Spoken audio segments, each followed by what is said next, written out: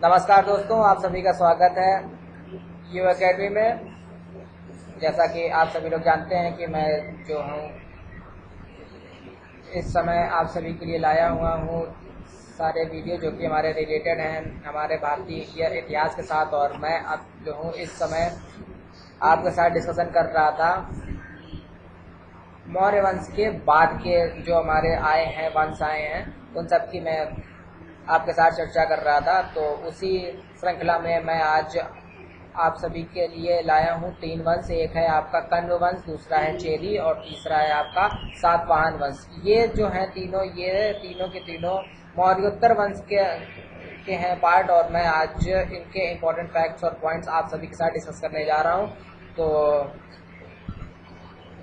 चलिए मैं इसको स्टार्ट करूं। इससे पहले मैं आप सभी से बहुत जल्दी से एक बार रिक्वेस्ट करना चाहूँगा कि जिन लोगों ने भी अभी तक मेरे चैनल को सब्सक्राइब नहीं किया है तो भैया प्लीज़ आप इस वीडियो को पॉज करके नीचे एक लाल बटन आ रही होगी, आप उसको एक बार आप उसको सब्सक्राइब कर दो, ठीक है। और अगर आप चाहें तो आप मेरा फेसबुक पेज भी लाइक कर सकते हैं, वो है www.facebook.com/uacademy22। और उसके साथ साथ जो मेरा फेसबुक ग्रुप है उसका भी मैंने लिंक आपको नीचे डिस्क्रिप्शन बॉक्स में दिया हुआ है। तो चलिए बिना कोई देरी किए हुए आज हम पढ़ते हैं हमारे अगले वंश के ओर, वो है हमारा कण्व वंश। देखिए कण्व वंश की हम बात करते हैं तो कण्व वंश से पहले हमारे पास वंश था शुंग वंश। और ये जो आपका शुंग वंश है इसके जस्ट पहले था हमारा मौर्य वंश। और जो शुंग वंश का जो संस्थापक माना गया है वो था हमारा पुष्यमित्र शुंग। और उसने जो है अपने राजा की हत्या की थी जो कि था हमारा वृहद्रथ था, जो कि मौर्य वंश का आखिरी शासक था। और फिर उसने उसकी हत्या करके वो आकर उसने अपना शासन किया था, स्टार्ट किया था और एक नया वंश बनाया था जो कि था शुंग। अब जैसा कि वो सब कहा जाता है कि आप जैसा करेंगे आपको या आपके जो सक्सेसर्स हैं उनको जो है उसका फल मिलेगा। तो जो है भैया इस वंश की जैसे शुरुआत हुई थी राजा की हत्या करने के बाद, वैसे ही इस वंश का अंत भी होता है। अब इस वंश का अंत देखिए कैसे होता है कि जो शुंग वंश का लास्ट जो था शासक वो था आपका देवभूमि। तो ये जो भैया थे देवभूति साहब, ये थोड़े से जो है भैया अय्याश किस्म के थे, विलासी प्रवृत्ति के थे। और इनकी हत्या कर दी जाती है। और वो इनकी हत्या कौन करता है? जो इनका महामंत्री था। और महामंत्री को मौर्य वंश या फिर जो आपका मौर्योत्तर वंश है, मौर्योत्तर काल है, उसमें कहा जाता था कि वो हमारा होता था अमात्य होता था। तो जो अमात्य था उसका नाम था वसुदेव। तो इस वसुदेव ने अपने राजा की हत्या कर दी और वो जो है अपना खुद आकर बैठ गया राजगद्दी पे और उसने एक नया वंश स्टार्ट किया जो है हमारा कण्व वंश। और ये जो पूरी घटना है इसका वर्णन हमें कहाँ मिलता है? हर्ष चरित्र में। तो ये भी आपको पता होना चाहिए। और इसकी रचनाकार कौन है ये आप मुझे नीचे बताएंगे। जो हमारा कमेंट सेक्शन है आप उसमें कीजिए, कमेंट कीजिए और आप मुझको बताइए कि हर्ष चरित्र की रचना किसने की है, ठीक है। उसके बाद हम देखते हैं कि देखो ये जो आपका बना नया वंश बना, कण्व वंश बना, ये जो है बहुत ज्यादा सक्सेस नहीं होता है और इसमें मात्र 4 राजा होते हैं। तो ये जो 4 राजा हैं ये तो हम कम से कम नाम याद ही कर सकते हैं और बहुत सिंपल है। पहला है आपका वसुदेव, दूसरे हैं आपके भूमिमित्र और तीसरे हैं नारायण और चौथे हैं सुशर्मा। तो देखो इसको याद कर, अगर हम करना चाहें तो हम कैसे कर सकते हैं? वासुदेव यानी कि हो गए हमारे भैया कृष्ण जी हो गए। और उन्होंने कहाँ पर लिया था अवतार? भूमि पर लिया था, ठीक है। और उनको हमने एक नया नाम लिया था जो थे भैया नारायण का अवतार थे। तो ये हमारी 3 चीजें हो गई, वसुदेव, भूमिमित्र और नारायण। और चौथा है सुशर्मा, तो ये हम याद कर ही सकते हैं ना। और ये जो थे भैया सुशर्मा थे ये इनके आखिरी शासक थे कण्व वंश के, ये भी आपको पता होना चाहिए, ठीक है। अब जो इसका पूरा टाइम पीरियड था वो हमारा टाइम पीरियड क्या रहा? तो वो टाइम पीरियड रहा था 300 ईसा पूर्व तक इन्होंने राज किया था, यानी कि 300 ईसा पूर्व तक ये पहुंच गए थे। इसके बाद क्या होता है कि जब हमारा कण्व वंश समाप्त होता है तो कण्व वंश के समाप्त होने के टाइम में 2 वंश मिलते हैं। तो वो जो 2 वंश हैं वो हमारे कौन कौन से? एक था आपका आंध्र साइड में और वो थे हमारे आंध्र भित्ति थे। और दूसरा था आपका मित्र वंशों का शासन। तो आइए अब हम देखते हैं वो दोनों कौन थे। तो एक है हमारा चेदी और दूसरे हैं सातवाहन। तो अगर हम पहली शताब्दी ईसा पूर्व की बात करते हैं तो जो आपके विंध्याचल पर्वत है, जो आपकी विंध्य की जो हमारी पूरी पर्वत श्रेणी है, वहां पर देखो क्या होता है कि उसका जो हमारा साउथ मोस्ट जो हमारा कॉर्नर है, यानी कि जो हमारा विंध्य का जो आपका साउथ कॉर्नर है, वहां पर दो बहुत बड़ी शक्तियों का जो है उदय होता है। अब ये जो दो बड़ी शक्तियां हैं वो कौन कौन है? तो एक है भैया चेदी, जो कि थे कहाँ के? कलिंग के थे। और ये जो आपका है भैया कलिंग, इसका बहुत पुराना रिश्ता है मौर्य वंश से। क्यों? क्योंकि अशोक ने इस कलिंग पर ही जो उसने किया था, जो उसका युद्ध था, उसके बाद जो वहां पर भारी रक्तपात हुआ था उसके बाद से उसने भैया युद्ध से संन्यास लिया था। तो ये भी हमें पता होना चाहिए, ठीक है। और ये जो है उसके राज्याभिषेक के 8 के बाद जो है ये था उसका 8वां वर्ष था। ये सारी की सारी मैंने चर्चा आपको मौर्य वंश का जो वीडियो बनाया था उसमें मैंने की हुई है। तो अगर आपने अभी तक उस वीडियो को नहीं देखा है तो आप प्लीज उस वीडियो को जरूर से जरूर देख लीजिए, क्योंकि मैं जो भी वीडियो बना रहा हूँ वो मैं अपने जो मेरे पिछले वीडियो हैं उनके साथ को रिलेट करके बना रहा हूँ। तो अगर आपने एक भी वीडियो मिस आउट किया तो वो आपको हो सकता है कि वो आपको पूरा टॉपिक समझ में ना आए। इसलिए मैं आपसे रिक्वेस्ट करूंगा कि आप इस वीडियो देखने के बाद उनको जरूर देखें। हाँ, तो अब हम आते हैं वापस। तो देखिए हमारे पास पहला का क्या आता है? पहले आते हैं भैया चेदी, जो कि थे कलिंग के, और दूसरे थे आपके दक्कन। दक्कन जो आपका आज का जो है आपका तेलंगाना और आंध्र का जो है एरिया, वही है आपका। तो वहां पर एक नई शक्ति का उदय होता है, वो है सातवाहन। यानी कि भैया कलिंग में आ गए चेदी और दक्कन में आ गए सातवाहन। और ये कब आए हैं? ये आए हैं कण्व वंश के बाद। अब देखिए क्या होता है, जो ये जो थे भैया चेदी थे, इनको जो है महामेघवाहन वंश भी कहा जाता है, इसका दूसरा नाम भी है। तो ये भी आपको पता होना चाहिए कि महामेघवाहन वंश का जो है पूरा राजपाट कहाँ पे था? वो था आपका कलिंग क्षेत्र में। और इसका दूसरा नाम क्या था? वो था आपका चेदी वंश, ठीक है। तो इस वंश में जो है हम कुछ ही सब की पॉइंट देखते हैं, और उसमें की पॉइंट में सब में ये है कि जो सर्वाधिक शक्तिशाली राजा कौन होता है? तो वो होता है आपका खारवेल। इम्पोर्टेंट है क्योंकि ये कभी कभी आया हुआ है, और जो आपका पीसीएस के होते हैं एग्जाम उसमें तो ये आता ही आता है। तो ये आपको पता होना चाहिए कि ये जो है आपका खारवेल था, और ये जो है तीसरा शासक था, ना कि पहला शासक था। ये सबसे शक्तिशाली और सबसे ज्यादा फेमस है, लेकिन ये पहला नहीं है, यानी कि ये उसका संस्थापक नहीं है, ठीक है। इसके बाद ये जो आपका पूरा वंश था, ये जो था ये आपका बेसिकली जैन धर्म का था, फॉलोवर था। और ये जो है उसकी पूरी तरह से धर्म की रक्षा करता था। और इसने क्या किया कि जो आपकी भैया उदयगिरी है और जो आपका खंडगिरी जो आपकी पहाड़ियां हैं, वहां का इसने किया है, पूरा निर्माण किया है। और ये जो है उसने किस लिए किया था? ताकि वहां पर जो भी सारे लोग जैनी लोग थे, जैन धर्म के जो भी फॉलोवर्स थे, वो जो है वो वाला पूरा एरिया उनके लिए बन जाए, ठीक है। इसके बाद अगर हम देखते हैं जो भैया आपका अनंत गुफा है, या फिर जो आपका उदयगिरी की पहाड़ियां है, वहां पर जो है कुछ गुफाएं भी बनी है। उसमें एक गुफा है आपकी हाथी गुफा, जहां पर क्या होता है, ये जो आपका फेमस शासक हुआ था चेदी वंश का, वो कौन था? वो था आपका खारवेल। तो उसके बारे में हमें कुछ अच्छी और कुछ बातें हमको पता चलती हैं। उसमें से सबसे महत्वपूर्ण बात क्या है? उसमें महत्वपूर्ण बात यह है कि वहां पर जनगणना के हमको साक्ष्य मिलते हैं। यानी कि जो भैया अंग्रेजों ने जो हमारे यहाँ पर की है सब जनगणना, वो भैया कब की थी? वो की थी सबसे पहले की थी 1871 में। और लेकिन जो आपके रेगुलर जनगणना हुई थी वो हुई थी 1882 में, है ना। लेकिन उससे पहले, बहुत पहले, जब यहाँ पर कोई भैया अंग्रेजी हुकूमत नहीं थी, कोई कुछ नहीं था, और उसके बहुत पहले जो हमारा प्राचीन इतिहास है, उस समय भी हमको एक पूरा साक्ष्य मिलता है कि उस समय भी ये पूरा कॉन्सेप्ट अपनाया गया था जनगणना का।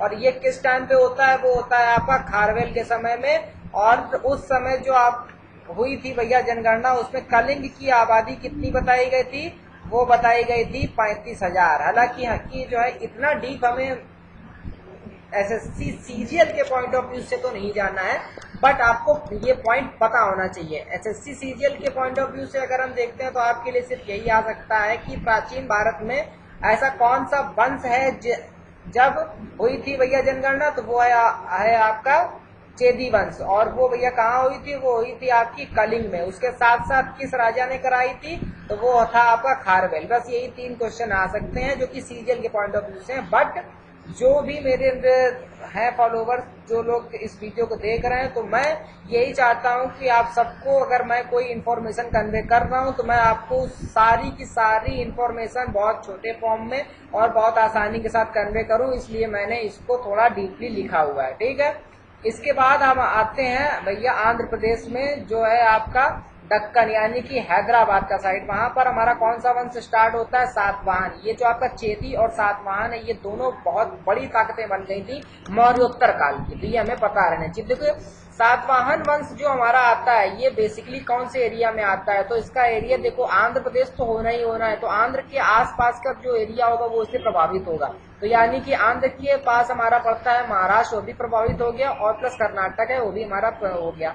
और ये जो आपका पूरा बना, तो इसको हमने बोला था आंध्र भ्रत। ये आ सकता है कि ऐसे कौन सा वंश है जिसको हम आंध्र भट्ट कहते हैं, तो वो है सातवाहन वंश।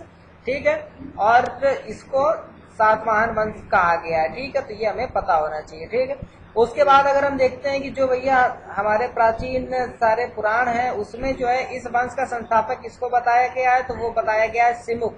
कुछ जगहों पर ये आपको सिंधुक भी मिलेगा, तो ये भी हमें याद रखना है। सिमुक सिंधुक जो है आपका राइमिंग वर्ड है, तो आपको उससे याद रखिएगा कि सिमुक सिंधुक। ठीक है, और इसी ने ही जो आपका कण्व वंश था, जिसका आखिरी राजा था सुशर्मा, उसके 4 राजा हुए थे। कौन कौन से हुए थे, पहला हुआ था वसुदेव, दूसरा भूमिमित्र, तीसरे हुए थे आपके नारायण, और चौथा था आपका सुशर्मा। तो ये जो आखिरी राजा था सुशर्मा, उसकी हत्या भी थी। अब ये देखो, ये जो है भैया हत्या का सिलसिला जो शुरू हुआ था पुष्यमित्र शुंग के द्वारा, वो अभी तक चल रहा है।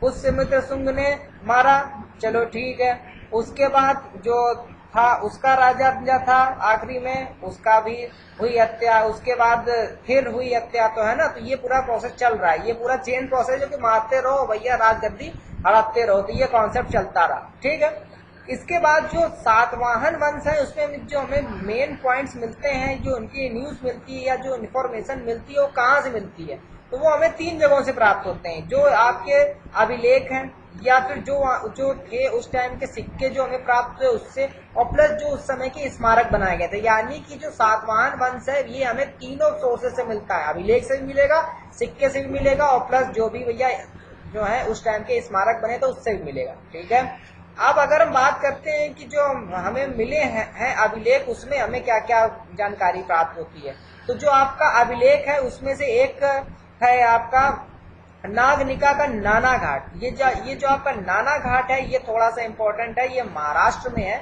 इसमें देखिए हमें क्या होता है कि हमें कुछ चीजों का पता चलता है, और वो चीजें क्या है कि जो आपका गुहा लेक जो जो आपका बना हुआ था उस समय का, वो काफी बहुत ज्यादा फेमस हुआ था। ठीक है, उसके साथ साथ इसी टाइम में आपका गौतमी पुत्र ये जो थे सातकर्णी थे, सातकर्णी ने का जो है पूरी इंफॉर्मेशन भी हमें यहाँ से भैया सब मिलती है। तो ये वही चीज है यहाँ पे, तो आप इसको देख लीजिएगा। ठीक है, हालांकि ये फिर से मैंने थोड़ा इसको वो मैं गया हूँ, उस पर डीप गया हूँ, बट मैं फिर वही कहूँगा कि मैं चाहता हूँ कि अगर मैं कोई इन्फॉर्मेशन कन्वे कर रहा हूँ तो मैं आपके साथ पूरी इन्फॉर्मेशन कन्वे करूँ। मैं सिर्फ और सिर्फ कोई खाना पूर्ति नहीं करना चाहता हूँ, इसीलिए जो है मुझको आज ये वीडियो बनाने में थोड़ा टाइम भी लगा है, क्योंकि मैं इस पर पूरी रिसर्च करके आगे लाया हूँ आपके पास। ठीक है, अब ये जो आपके सिक्के थे सातवाहन टाइम के, सिक्के बहुत ज्यादा इंपॉर्टेंट है। किसी भी वंश में अगर सिक्के हैं तो वो सिक्के बहुत ज्यादा आपको उनको भैया इंफॉर्मेशन देते हैं कि उस समय का शासन क्या था, कैसा था, उस समय के लोगों की मानसिकता क्या थी। तो उसमें देखिए हम क्या देखते हैं कि सातवाहन के सिक्कों में मेन चीजें हैं कि ये भैया किस धातु से या फिर किससे बने होते हैं। तो शीशा भी इम्पोर्टेंट है। देखिए अब शीशे के सिक्के, अब नहीं चलते, लेकिन पुराने टाइम में देखिए चल रहे थे शीशे के सिक्के। शीशे के सिक्के थे, तांबे के सिक्के थे। और ये जो आपका प्रोटीन है, प्रोटीन देखिए ये एक तरह से आपका मिश्रित धातु है। उसमें हमारे पास क्या था, तांबा था, जस्ता था, शीशा था, टिन था, इन सबको मिलाकर एक भैया नया सब बनाया गया जो बोला गया प्रोटीन। तो इन सभी धातुओं से हमारे सिक्के बनाए जाते थे। अब ये जो आपके सिक्के थे उसके ऊपर क्या भैया छपा होता था, ऐसा तो है नहीं कि इनकी खाली जो है आपका सिक्के के आकार की वो सब ढलाई कर दी, तो कुछ ना कुछ तो होगा, छपा होगा। तो देखिए क्या छपा, घोड़ा छपा, यानी कि अश्व हो गया, सिंह हो गया, वृष हो गया, गज हो गया, ठीक है। उसके साथ साथ पर्वत, जहाज, चक्र, स्वास्तिक, कमल, त्रिरत्न, क्रॉस, यानी कि बहुत कुछ था। और ये हमें ये भी बताता है कि ये जो आपका वो था पूरा सातवाहन वंश था, उनमें इनकी बौद्धिक क्षमता का भी विकास हुआ था और इन्होंने अधिक सिक्कों का किया था, यूज किया था, यानी कि उस समय की अर्थव्यवस्था भी चलन में थी, ठीक है। अब देखिए अगला जो आपका होता है भैया, उसका प्रमुख शासक बनता है गौतमी पुत्र के बाद। तो गौतमी पुत्र के बाद देखिए क्या होता है कि सातकर्णी प्रथम आते हैं। सातकर्णी प्रथम देखिए ये 18 वर्ष तक आते हैं और ये थोड़े फेमस भी हुए। फेमस क्यों हुए, क्योंकि इन्होंने जो है बाद में युद्ध किया किसके साथ, शक के साथ, शकों के साथ। अभी मैं आपके लिए जब अगला वीडियो लाऊंगा उसमें मैं आपको इस वंश की भी पूरी करूंगा, विस्तृत सब चर्चा करूंगा, क्योंकि शक इम्पोर्टेंट है। क्योंकि जो इस समय हमारे यहाँ पर है आपका संवत है, शक संवत, और जो आपका विक्रम संवत है, ये सब का सब इम्पोर्टेंट है। इसलिए मैं इसकी चर्चा भी बहुत अच्छे से करूंगा और मैं बहुत ही ज्यादा डीपली जाकर करूंगा। इसलिए आप प्लीज मेरे वीडियोस को बहुत अच्छे से और बहुत ज्यादा कंसंट्रेट करके आप तो भैया इनको देखना, ठीक है। तो ये जो आपके थे शक थे, उस पर इसने अपनी विजय की है, ठीक है। लेकिन जो आपके भैया गौतमी पुत्र सातकर्णी थे, उन्होंने इसकी प्रतिष्ठा वापस लाते हैं, ठीक है। अब ये जो गौतमी पुत्र थे, इन्होंने देखिए किनके किनके साथ युद्ध किया ये भी हमें पता होना चाहिए। तो उन्होंने किसके साथ किया, शकों के साथ किया, यवन के साथ किया, पहलव के साथ किया और क्षयरातों के साथ किया। यानी कि शक, यवन, पहलव और क्षयरात, इसमें से ये तीन तो आपको पता ही होना चाहिए। ये जो आपकी यवन है, ये यवन बेसिकली क्या थे, यूनान और प्लस आपका जो था क्या नाम उसका, भारतीय जो थी उसका ये भैया मिक्सचर थे। उसका रीजन क्या था कि जब सिकंदर ने जब किया था आक्रमण भारत पे, तब उसने क्या किया था कि वो जो है जब उसके सैनिक जहां जहां रुकते थे, तो वो जो है अपना परिवार वहां का उनके जो वो सब लोग थे भैया लोकल थे, उनके साथ वो सब शादी करते थे और अपना परिवार बनाते थे। तो इससे हुआ क्या था कि आपका एक नई प्रजाति आ गई थी, जिसको हम लोग कहते हैं, आपके जो है कॉन्सेप्ट में आता है, वो है आपका इंडो ग्रीक, जिसको हमने बाद में बोला यवन। तो ये भी हमें पता होना चाहिए। उसके साथ साथ आता है आपके पास भैया पहलव आते हैं। तो ठीक है, इन सब के साथ इसने किया युद्ध और इन सबको पूरी तरह से इसने हराया और आगे अपनी प्रतिष्ठा प्रतिष्ठित की है, ठीक है। उसके बाद क्या होता है कि सब जो आपके ये थे भैया गौतमी पुत्र सातकर्णी थे, उसके बाद आते हैं आपके पास वशिष्ठी पुत्र पुलुमावी। ये इनके पुत्र थे, वशिष्ठी पुत्र पुलुमावी थे, ठीक है। उसके जो भैया अभिलेख मिलते हैं वो हमें कहाँ मिलते हैं, वो हमें मिलेंगे अमरावती में। इंपॉर्टेंट है अमरावती, कारले और नासिक। ये देखो अमरावती कहाँ पे है, ये भी आप मुझे बताओ नीचे कमेंट बॉक्स में, ताकि मुझको ये भी पता चले कि आप मेरे सारे पूरे वीडियोस देख रहे हो कि नहीं देख रहे हो, है ना। तो ये आप बताओ मुझको नीचे कमेंट बॉक्स में। उसके साथ साथ ये जो थे, इसके आखिरी शासक कौन बन रहे हैं, तो आखिरी शासक बन रहे हैं सातकर्णी सातवाहन। और ये जो थे सातकर्णी, ये कौन से थे, ये थे यज्ञश्री। आपने एक चीज नोटिस की होगी कि जो भी राजा बन रहे हैं उनका नाम सातकर्णी तो है ही है, लेकिन उससे पहले ही कुछ नाम चेंजेस हो रहे हैं। तो आखिरी थे यज्ञश्री, ठीक है। फेमस कौन हुआ, वो हुआ भैया गौतमी में पुत्र सातकर्णी, और एक और हुए वो थे आपके सातकर्णी प्रथम। अब ये जब मर जाते हैं तब जो है ये जो आपका पूरा बना हुआ था सातवाहन साम्राज्य, इसमें जो है भैया आंतरिक सब कलह होती है, गृह युद्ध होते हैं और ये धीरे धीरे अपना टूट जाता है और ये भैया छोटे छोटे राज्यों में डिवाइड हो जाता है। तो ये था हमारा सातवाहन युग का पूरा ब्यौरा। तो ठीक है, तो दोस्तों आज जैसा कि आपने देखा कि मैंने आपके साथ तीन वंश क्लियर आउट किए हैं। एक है कण्व वंश, दूसरा चेदी वंश और तीसरा है सातवाहन वंश। इंपॉर्टेंट है, आ सकते हैं और आते भी हैं। सातवाहन वंश से तो आता ही आता है, कण्व वंश से भी कभी कभी आ जाता है। तो और उसमें भी आपको ये जरूर देखना है कि भैया किस राजा की हत्या करके उसे बैठा कर दी गई है, तो जरूर पता होना चाहिए। तो वो आप इसमें मतलब देख लीजिएगा वीडियो में, ठीक है। तो इस वीडियो में फिलहाल के लिए इतना ही। मैं अभी आपके लिए आगे और वीडियोस लाऊंगा, ठीक है। तो अगर आपको ये वीडियो पसंद आया हो तो प्लीज़ को ज़्यादा से ज़्यादा शेयर कीजिए, ज़्यादा से ज़्यादा लाइक कीजिए। अगर कोई डाउट है, कोई सजेशन है, कोई क्वेरी है, या फिर आप मुझसे कुछ भी बात करना चाहते हैं तो आप मुझे नीचे कमेंट बॉक्स में कमेंट कर सकते हैं। उसके साथ साथ आप चाहें तो आप मेरा फेसबुक पेज भी लाइक कर सकते हैं, लिंक नीचे डिस्क्रिप्शन बॉक्स में दिया हुआ है। और साथ में मेरे फेसबुक का जो है हमारा ग्रुप है, उसका भी पूरी इन्फॉर्मेशन दी हुई है। और जिन लोगों ने अभी तक चैनल सब्सक्राइब नहीं किया है, प्लीज़ अब आप नीचे एक होगा भैया लाल बटन होगा, आप उसको सिर्फ और सिर्फ एक बार आप सब कर दीजिए, सब्सक्राइब कर दीजिए, ताकि आपको मेरे सारे वीडियोस की नोटिफिकेशन मिलती रहे और आप अच्छे से अच्छा अपने एग्जाम के लिए सब आप कर पाए तैयारी, ठीक है। तो हम आपसे मिलेंगे अगले वीडियो में, तब तक के लिए बाय।